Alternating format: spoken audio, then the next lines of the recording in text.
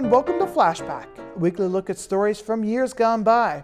Being on the Coast Guard is not an easy feat. It's a tall task, and they need to be ready for just about anything, including an oil spill. But that takes a lot of training, and sometimes that takes place right here in the Northwest. And as we dial back to 1996 in Prince Rupert, we're shown that it's not as easy as just scooping it out of the water. 150 Coast Guard members from Alaska, Washington State, British Columbia, and other parts of Canada gathered in Prince Rupert this week. They came to learn about the equipment and procedures each other use when combating oil pollution. The U.S. Coast Guard came with 2 ships, a helicopter, and a C-130 Hercules aircraft. The plane is used to spray chemical dispersant on oil spills. The crew provided a demonstration during the exercise in Prince Rupert Harbor.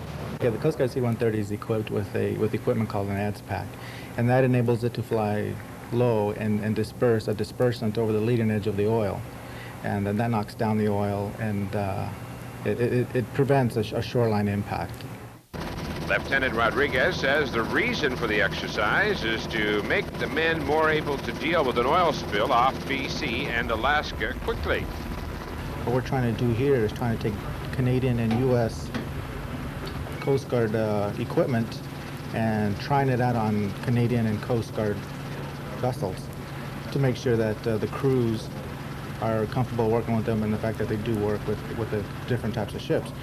We're trying to anticipate maybe somebody that could be an oil spill that does impact Canadian and U.S. water simultaneously, so we would be better prepared to minimize any kind of environmental impact. On board the Canadian Coast Guard vessel Bartlett, American Coast Guard personnel were learning the ins and outs of the Canadian equipment. Both Coast Guards used similar technology, but from different manufacturers. The crew deployed the airfield boom, and then as the ship moves slowly ahead, oil becomes trapped in the J-shaped boom. Well, what we have here is the deployment of the NOFI boom. It's a containment and boom that will trap the oil in the V formation. We have placed a skimmer, a GT-185 type skimmer that will skim the oil off the surface of the water.